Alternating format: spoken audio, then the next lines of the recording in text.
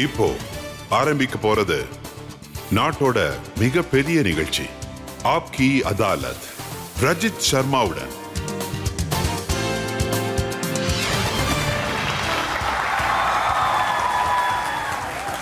வணக்கம். ஆப்கி அதாலத்துக்கு உங்களை வரவேற்கிறேன். ஆப்கி அதாலத்தில் இன்னைக்கு நாம பார்க்க போற நடிகை, இவங்க தொடர்ந்து நிறைய ஹிட் படங்களை கொடுத்திருக்காங்க. இந்த நடிகை ரொம்பவே மீனிங்ஃபுல்லான படங்கள்ல நடிச்சு திரையுலகத்துல தனக்குன்னு ஒரு பெயரை சம்பாதிச்சிருக்காங்க. இப்ப நான் அவங்கள வரவேற்க போறேன். நம்ம எல்லாரும் அவங்கள அன்போட வரவேற்கலாம். வித்யா பாலன்.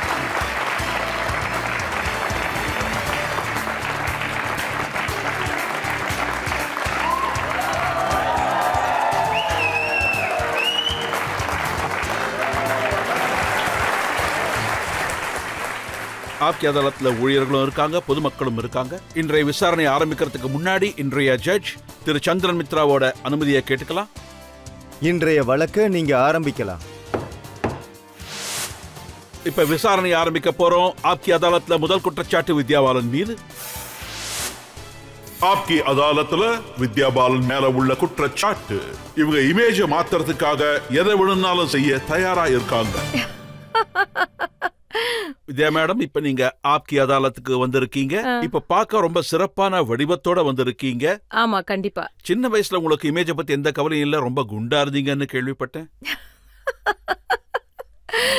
ஆமா, குண்டுதான். குண்டு நான் எப்படி சொல்றது, எந்த அளவுக்கு இருந்தேன்னு கற்பனை கூட பண்ண முடியாது. அதாவது 10 வயசுல 100 கிலோ வெயிட்டாம.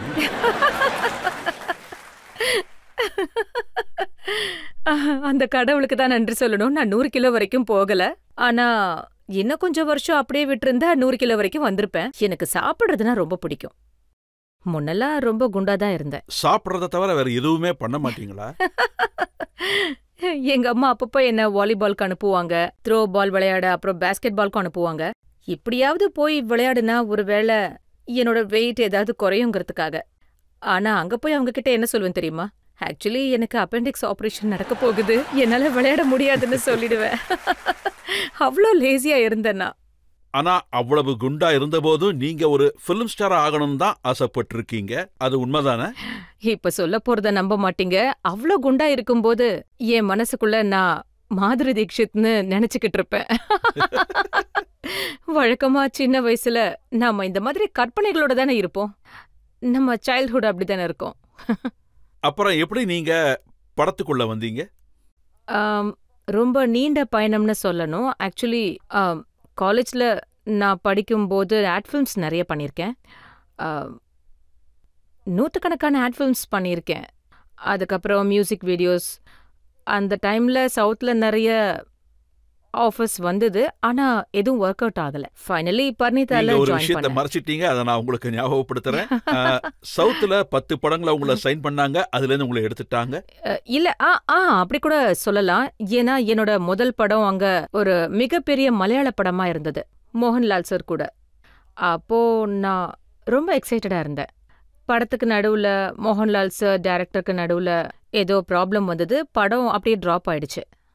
அண்ட் முயற்சி பண்ணிக்கிட்டே இருந்தாங்க. ஒருவேளை அவங்க 2 பேருக்கு நடுவுல ப்ராப்ளம் சால்வ் ஆகி படத்தை மறுபடியும் ஸ்டார்ட் பண்ணலாமான்னு.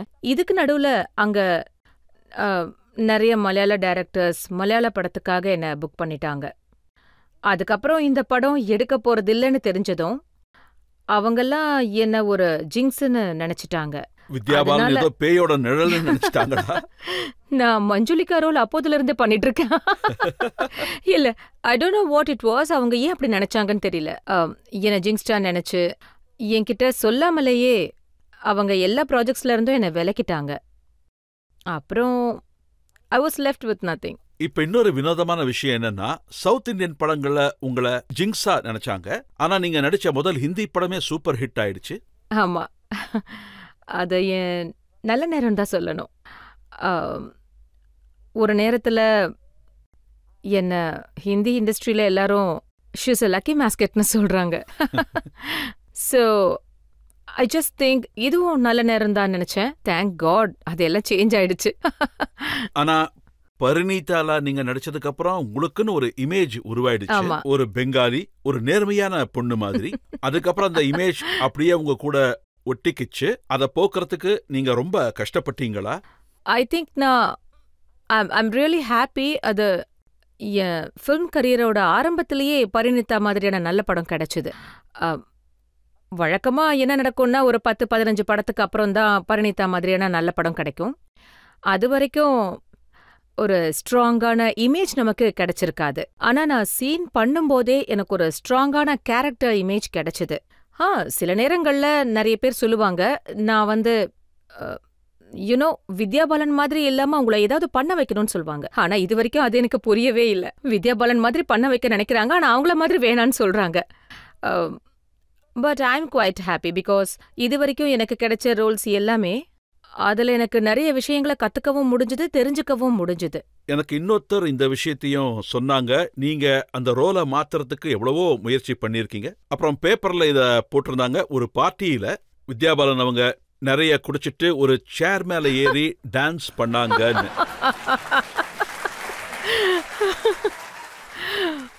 ஐ டோன்ட் நோ யார், எனக்கு தெரியல இந்த மாதிரி விஷயங்கள் எங்க இருந்து. குடிப்பழக்கமே இல்லாத ஒருத்தர் ஏதாவது ஒரு பார்ட்டியில குடிச்சிட்டாங்கன்னா அவங்க நிலைமை எப்படி இருக்குன்னு எல்லாருக்கும் தெரியும். ஒரு பார்ட்டியில வித்யா பாலன் விஷயத்துல அப்படித்தான் நடந்துச்சு. வித்யா குடிச்சதுக்கு அப்புறம் சேர் மேல நின்னு டான்ஸ் ஆடினாங்க. நான் இது வரைக்கும் சேர் மேல டான்ஸ் ஆடுறதுக்குன்னு அது மேல ஏறினது கிடையாது, ஃபிலிம்ஸ்லயும் கிடையாது. அதனால இது எப்போ எங்க எப்படி நடந்ததுன்னு ஞாபகம் இல்ல. ஆனா உங்க இஷ்கியா படத்துல நீங்க நல்லா குடிச்சிட்டு டான்ஸ் எல்லாம் ஆடி இருக்கீங்க. ஆமா, நான் குடிக்கல, ஆனா ஆக்ட் பண்ண. ஆமா, ஆக்டிங் பண்ண. நான் அப்பவே சொன்ன மாதிரி நான் இதை எப்படி பண்ண போறேன்னு பயந்து போயிருந்தேன். ஏன்னா முழு போதையில டைட் ஆகி ஆடுறதுன்னா எப்படி இருக்கும்னு எனக்கு தெரியாது. ஆனா ஐ திங்க் எப்படியோ பண்ணியாச்சு. பாட்டு அவ்வளவு உற்சாகமா இருந்தது, அதனால நானும் சாங்கோட சேர்ந்து சிங்க் ஆகி அப்படியே பண்ணிட்டேன். அப்புறம் இன்னொரு பேப்பர்ல எழுதியிருந்தாங்க, இஷ்கியால வித்யா பாலன் காதலின் தலைவி. நீங்க அர்ஷத் வார்சிக்கும் நசருதீன் ஷாவுக்கும் காதலிக்கிறது எப்படின்னு சொல்லி கொடுத்துருக்கீங்க. ஆமா, என் கேரக்டர் அவங்களுக்கு எப்படி லவ் பண்றதுன்னு சொல்லி கொடுத்துருக்கு. பேசிக்கலி அவங்க 2 பேரையும் என் காதல் வலையில சிக்க வைக்கணுங்கிறது தான். ஏன்னா அவளுக்கு அதை தவிர வேற எந்த ஆப்ஷனும் இல்லை. ஆனா அவ அது எதையும் பண்ண தயாரா இல்ல. அவங்க இவளோட காதல்ல விழுந்து எதையும் பண்ண தயாரா இருந்திருக்காங்க. இத ஒரு முக்கோண சக்தின்னு சொல்லலாம். அத பார்த்ததுக்கு அப்புறம் வித்யா பாலன் இப்படிதான் மக்கள் நினைப்பாங்களா? ஒருவேளை அப்படி நினைச்சா இன்னும் இன்ட்ரெஸ்டிங் ஆயிடும்ல என்னோட இமேஜ். உங்க இமேஜ் நீங்க பல விஷயங்களை பேசுறதுனால உங்க இமேஜ் அப்படி மாறுதா? நியூஸ் பேப்பர்ல உங்க பேர்ல நிறைய விஷயங்கள் வரும், டிவில எல்லாம் அப்படிதான் சொல்லுவாங்க. அத பத்தி எல்லாம் என்கிட்ட ஒரு பெரிய லிஸ்டே இருக்கு. நான் இப்ப ஒரு பிரேக் எடுத்துக்கிறேன். பிரேக்குக்கு அப்புறம் ஆப்கி அதாலத்துல வித்யா பாலன் மேல அடுத்த குற்றச்சாட்டு என்னன்னு பாப்போம். அமிதாப் பச்சனுக்கு அம்மாவா நடிச்சது எப்படி இருந்தது? எனக்கு ரொம்ப சந்தோஷமா இருந்தது. என்னோட பசங்க கிட்ட நான் பெருமையா சொல்லிக்கலாம், உங்களோட பெரிய அண்ணா அமிதாப் பச்சன்.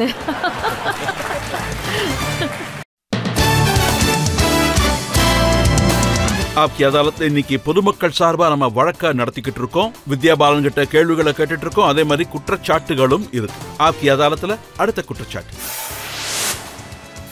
ஆப்கி அதாலத்துல வித்யா பாலன் மீது உள்ள குற்றச்சாட்டு, அவங்க எப்பவும் ஷாக்கிங் ஸ்டேட்மெண்ட்ஸ் கொடுக்கறாங்க.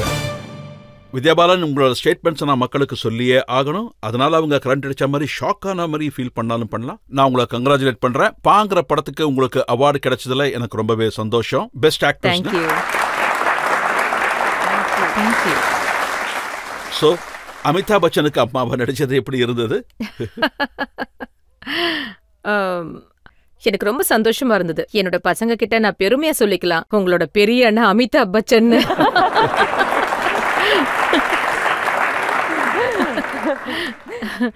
இப்படி ஒரு வாய்ப்பு எல்லாருக்கும் கிடைக்குமான்னு தெரியல. அது கூட 13 வயசு அமிதாபோட அம்மா ரோல் பண்ண. என்னை பொறுத்த வரைக்கும் பெரிய விஷயம் தான் இது.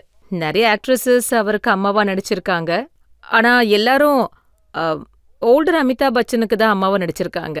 ஆனா எனக்கு அபிஷேக் மாதிரி பையன் வேணும்னு நீங்க சொன்னதுக்கு அப்புறம் தான் விவாதம் ஆரம்பிச்சிருக்கு.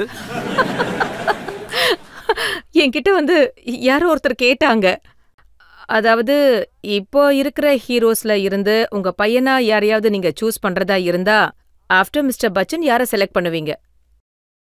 அதனால நான் சிம்பிளா அபிஷேக் பச்சன் சொல்லிட்டேன். Because I have seen him interact with Bachchan. உங்க பையனா நடிக்கிறதுக்கா? அப்படி கூட இருக்கலாம். நான் அபிஷேக் பேர் தான் சொல்லி இருந்தேன்.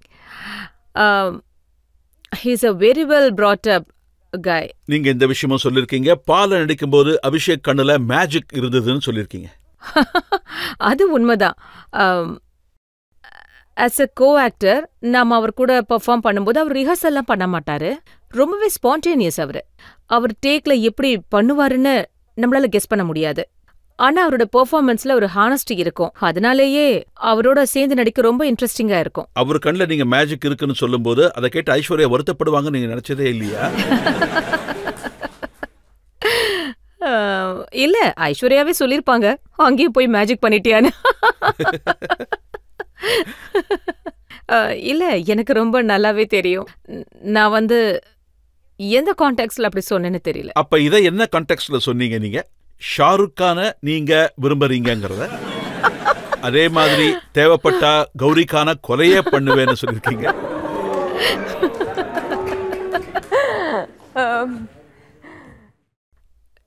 Shahrukh such a romantic hero.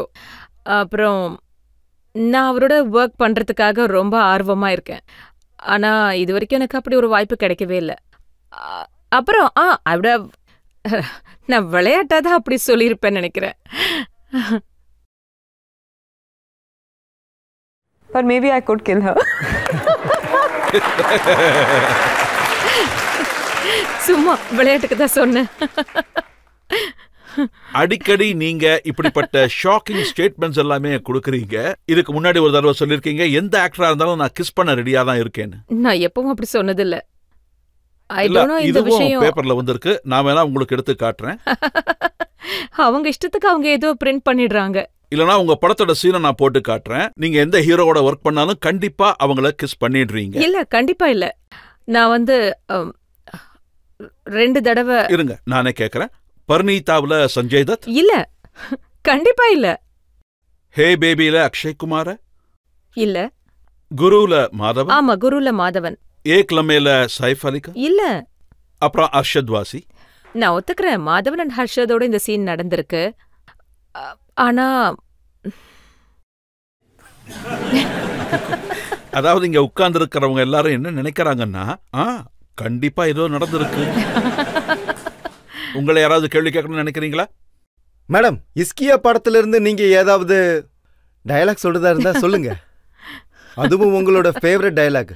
இஷ்கியால ரொம்ப ஃபன்னியான டயலாக் ஒன்னு இருக்கு. கெட்ட வார்த்தை இல்லாம இருக்கு. இல்ல, அத சொல்ல மாட்டேன். என்கிட்ட ஹர்ஷத் என் கைய புடிச்சுக்கிட்டு இறுக்கமா புடிச்சு கேட்பாரு, பேக் எங்கன்னு. அப்போ நான் ஸ்ட்ரெயிட்டா அவரோட கண்ணை பார்த்து பதில் சொல்லியிருக்கணும். அது எவ்வளோ ஃபன்னியா இருந்துச்சுன்னா, நான் 25 டேக் எடுத்துட்டேன். திரும்ப திரும்ப சிரிச்சுக்கிட்டே இருந்தேன். அந்த லைனை சொல்றேன். कि जब तुम मेरे कमरे की खिड़की पर टंगे हुए थे, वो तुम्हारे कमरे की सफाई कर रहा था. I don't know, எனக்கு அந்த லைன் அவ்வளோ ஃபன்னியா இருந்தது. ஒவ்வொரு முறையும் நான் சொல்லிட்டு சிரிக்க ஆரம்பிச்சிடுவேன். மேடம், உங்களுக்கான கேள்வி என்னன்னா, முன்னாபாய் MBBSல மும்பைன்னு அத ஒரு வாட்டி சொல்றீங்களா எங்களுக்காக? Good morning ma'am. Good morning. Good morning, Mumbai.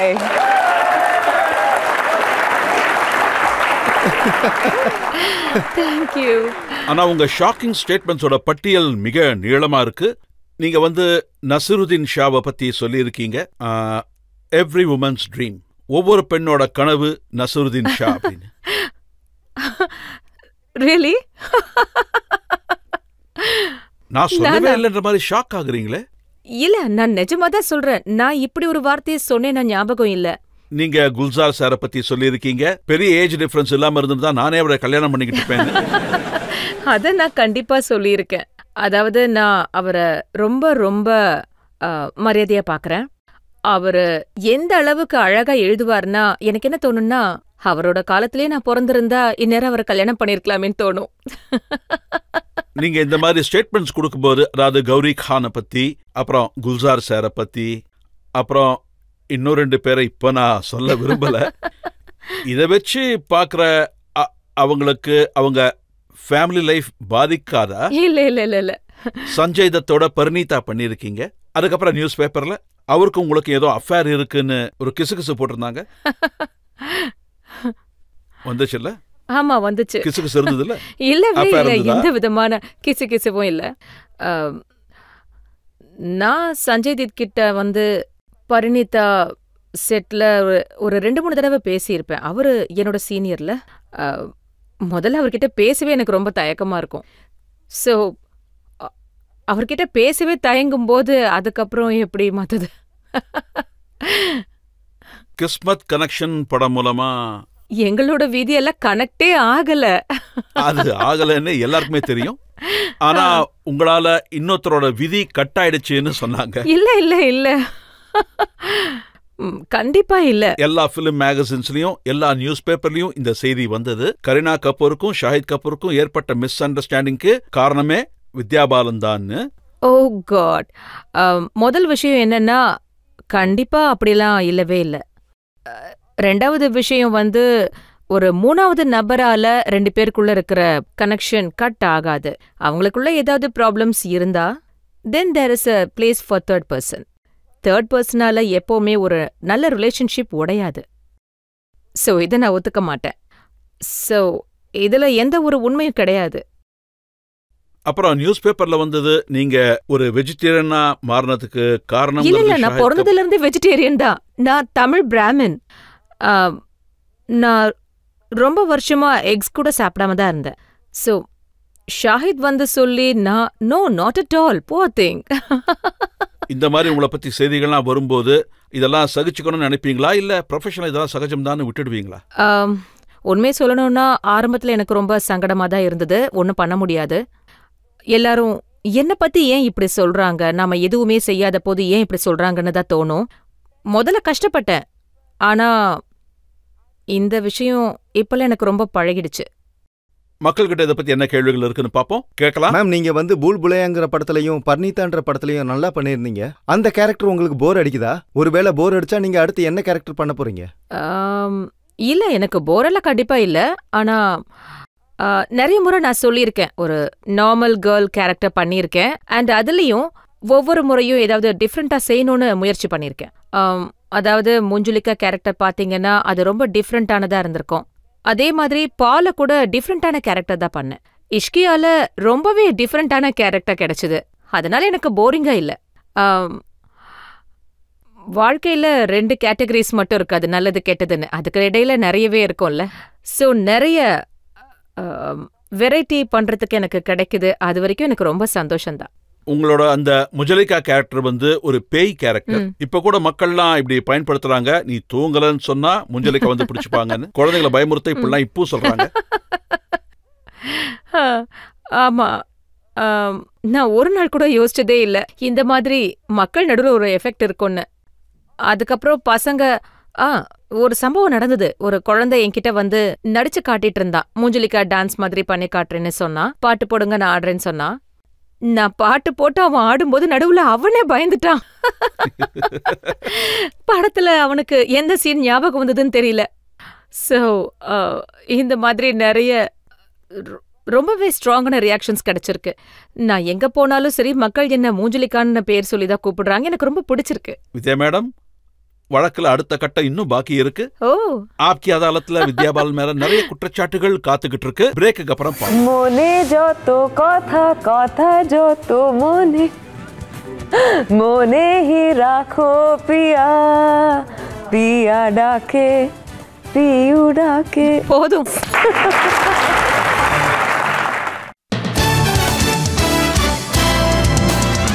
ஆப்கி அதாலத்ல இன்னைக்கு உங்க முன்னாடி இருக்காங்க ஆக்ட்ரஸ் வித்யா பாலன். ஆப்கி அதாலத்ல அடுத்த குற்றச்சாட்டு. ஆப்கி அதாலத்ல வித்யா பாலன் மேல உள்ள குற்றச்சாட்டு, தன்னுடைய தோற்றத்தினால் இவர் பல விமர்சனங்களுக்கு ஆளாகிறார். உங்களுக்கே தெரியும் வித்யா மேடம், நீங்க நிறைய கேரக்டர்ஸ் பண்றீங்க, மக்கள்லாம் அதை பாராட்டுறாங்க. ஆனா அடிக்கடி அவங்கெல்லாம் என்ன சொல்றாங்கன்னா, வித்யா பாலனோட ட்ரெஸ் சென்ஸ் தான் ரொம்பவே இடிக்குது அப்படிங்கிறாங்க. ஆமா, அதாவது வந்து எனக்கு சந்தோஷம் என்னன்னா, இது வரைக்கும் நான் பண்ண கேரக்டர்ஸை வச்சு என்னை யாரும் கிரிட்டிசைஸ் பண்ணது கிடையாது. ட்ரெஸ்ஸஸ் விஷயத்துல வேணா மற்றவங்கள ஹையர் பண்ணிக்கலாம், ஆனால் ஆக்டிங் விஷயத்துல யாரையும் ஹையர் பண்ண முடியாது. நான் சில விஷயங்களை பண்ணேன், ஆனால் அது எனக்கு சூட் ஆகவே இல்லை. And I was not that interested என் விஷயத்துல என்ன தப்பா நடக்குதுன்னு. நான் எது பண்ணணும் எது பண்ணக்கூடாதுன்னுலாம் இல்ல. அதுக்கப்புறம் அது வெள்ளம் தலைக்கு மேல போன பிறகு நான் எல்லாத்தையும் கவனிக்க ஆரம்பிச்சேன். அத பத்திய நிறைய காட்சிகள் எங்ககிட்ட இருக்கு. அதெல்லாம் நான் மக்கள் இல்ல கிட்ட காட்ட காட்டணும். தேவையில்ல. நீங்க என்ன மாதிரி ட்ரெஸ் எல்லாம் போட்டிருக்கீங்கன்னு மக்களுக்கும் கொஞ்சம் ஞாபகப்படுத்தலாம்னு.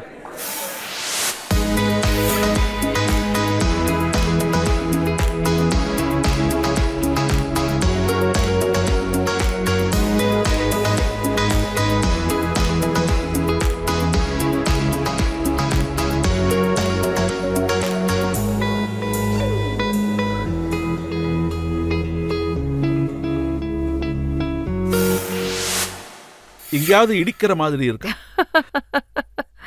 ரொம்பவே இருக்கு. அப்படித்தான் இருந்தது. எனக்கு தெரிஞ்சு நான் அதை சரி பண்ணிட்டேன்னு நினைக்கிறேன். ஒருவேளை இதெல்லாம் நீங்க முன்னாடியே சரி பண்ணிருந்தீங்கன்னா பா படத்தோட பிரீமியர்ல ஆப்ரா வின்ஃப்ரி ஷோல ஐஸ்வர்யா கட்டின புடவையை நீங்களும் இதுக்கு கட்டிட்டு வந்திருப்பீங்கல்ல? அது கண்டிப்பா அந்த புடவை கிடையாது. முதல்ல நான் ஆப்ரா வின்ஃப்ரி ஷோ பார்த்தது கிடையாது. அண்ட் சப்யாசாச்சி தான் எனக்கு படத்துல டிசைன் பண்ணாங்க. ஸோ நான் அவங்க கிட்ட தான் ஒரு புடவை வாங்கி ப்ரீமியருக்கு 2-3 ஆப்ஷன்ஸ் இருந்தது. ஐ செலக்டட் அந்த சாரி எனக்கு பிடிச்சது, அதனால அதை கட்டிட்டு போனேன். அது எனக்கு நல்லா இருந்துச்சு. என்கிட்ட ஒரு போட்டோ இருக்கு. அது அவங்க கட்டின புடவை மாதிரியே நீங்களும் கட்டியிருக்கீங்க. இல்ல, பார்டர் வேறையா இருக்கே. கொஞ்சம் தான் டிஃபரன்ஸ். பிளவுஸ் கூட வேறதான். ஆனா பேசிக் டிசைன் வந்து சேம் தான். யா, சப்யாசாச்சி தான் அந்த 2 புடவையும் கொடுத்திருக்காங்க. ஐ திங்க் அதாவது அதனால பிரச்சனை வந்தா ஃபேஷன் டிசைனர் மேல போடுறீங்களா? இல்ல, கண்டிப்பா இல்ல. 2 புடவையும் டிசைன் பண்ணது சப்யாசாச்சி தான். எனக்கு அவங்க டிசைன்ஸ் ரொம்பவே பிடிக்கும். சொல்லப்போனா அவங்க டிசைன் பண்ணதை தான் நான் யூஸ் பண்ண ஆரம்பிச்சிருக்கேன். அவங்க ரொம்ப அற்புதமான டிசைனர். நான் அவங்கள தப்பாலாம் எதுவும் சொல்லல. ஆனா இந்த விஷயம் எதுவும் எனக்கு தெரியாது. இதே டைப்ல சிமிலர் சாரி அவங்க கட்டியிருந்தாங்கன்னு தெரியாது. இன்னொரு விஷயம் என்னன்னா, there is a difference. ஒருவேளை இந்த மாதிரி விஷயத்தை சொல்லும்போது உங்களோட குறைகள் எல்லாத்தையுமே சரி பண்ணிக்கிட்டதா நினைக்கிறீங்களா? ஆமா, அதை நான் ஒத்துக்கிறேன். கண்டிப்பா ஒத்துக்கிறேன். இப்ப மக்கள் அதை ஒத்துக்கிறாங்களா இல்லையான்னு அவங்க கிட்டயே கேட்டுருவோம். ஓகே மேம், நாங்க எல்லாருமே பார்த்திருக்கோம் உங்க கரியரோட ஸ்டார்டிங்ல நீங்க ரொம்ப சிம்பிளான நேர்மையான ரோல் பண்ணிருக்கீங்க.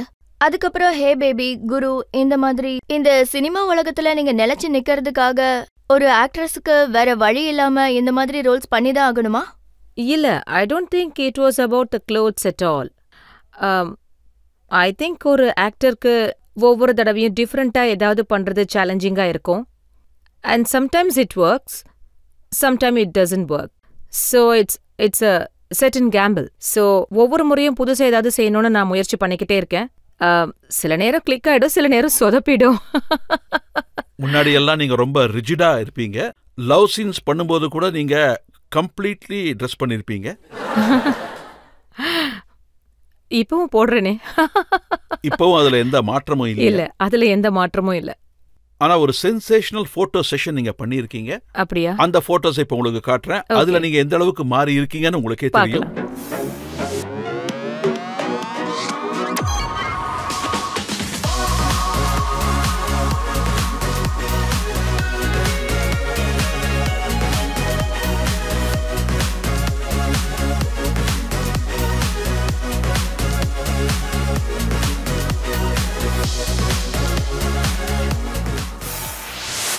மக்கள் ரொம்ப விரும்பின அந்த வித்யா பாலன் ஒரு ஹோம்லியான கேரக்டர் பண்ணவங்க. நம்ம ஆடியன்ஸ் கூட அதை பத்தி உங்ககிட்ட கேள்விகள் கேட்டாங்க. நீங்க அந்த கேரக்டரை விட்டுட்டு ஒரு புது இமேஜை கிரியேட் பண்ண ட்ரை பண்றீங்களா? இல்ல, எனக்கு என்ன தோணுதுன்னா, ஒரு ஆக்டருக்கு லிமிடேஷன்ஸ் இருக்கக்கூடாது.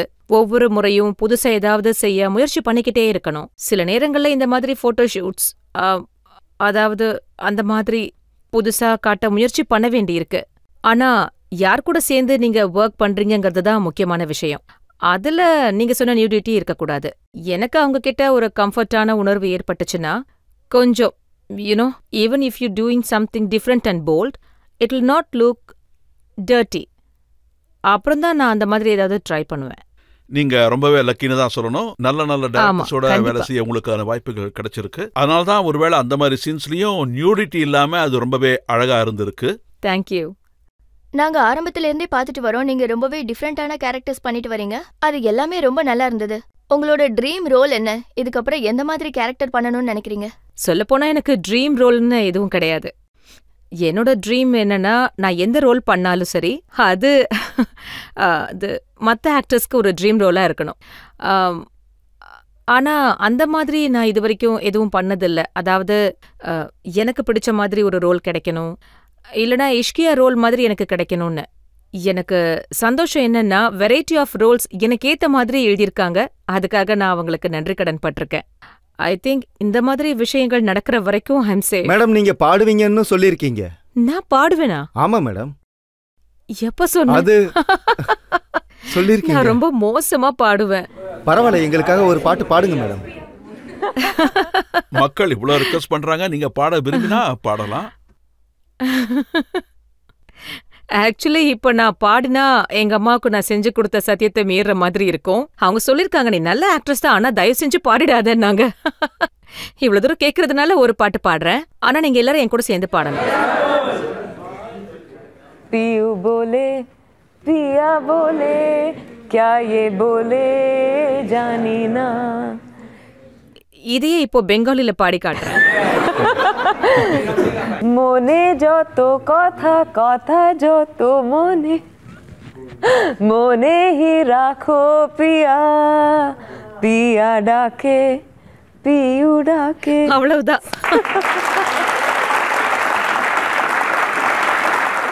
நாங்க உங்க மேல நிறைய குற்றச்சாட்டுகளை வச்சோம். அது எல்லாத்தையும் கேட்டு நீங்க ரொம்பவே பொறுமையா பதில் சொன்னீங்க.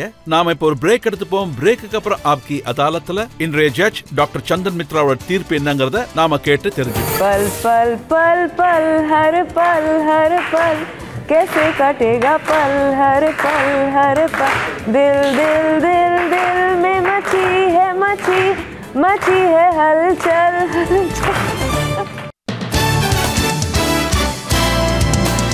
Welcome back. ஆப்கி அதாலத்ல இன்னைக்கு நாம விசாரணையை நடத்தினோம் வித்யா பாலன் கிட்ட. வித்யா பாலன் நாம கேட்டோம் அவங்க கெட்டப் சேஞ்சஸ் பத்தி, அவங்களோட வரப்போற படங்களை பத்தி. அது மட்டும் இல்லாம நாம அவங்க கிட்ட கேட்டோம் அவங்களுடைய கனெக்ஷன்ஸ் பத்தி. இப்ப ஆப்கி அதாலத்ல இன்றைய ஜட்ஜ் இந்த வழக்க பத்தின தீர்ப்பு என்னதுன்னு நாம கேட்போம். மக்கள் வக்கீலான ரஜித் சர்மாவோட தீவிரமான கேள்விகள் மற்றும் குற்றச்சாட்டுகளை வித்யா பாலன் ரொம்ப கான்ஃபிடன்ஸோட சிரிச்சுக்கிட்டே ஃபேஸ் பண்ணாங்க.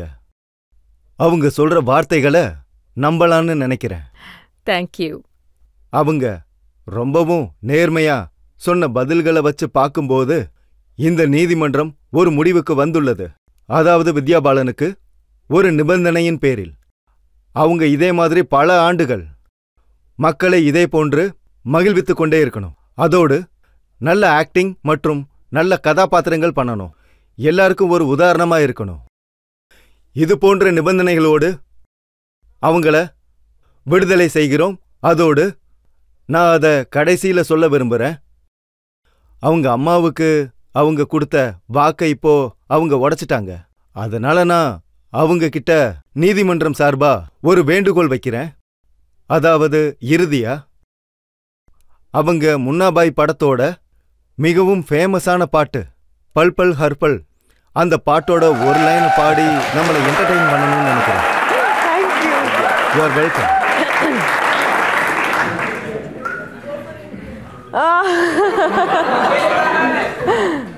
சேர்ந்து பாடலாமா? நீங்களும்.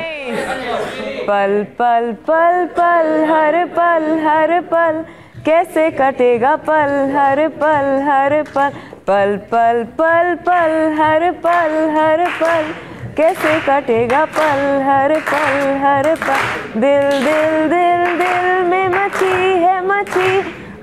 है हलचल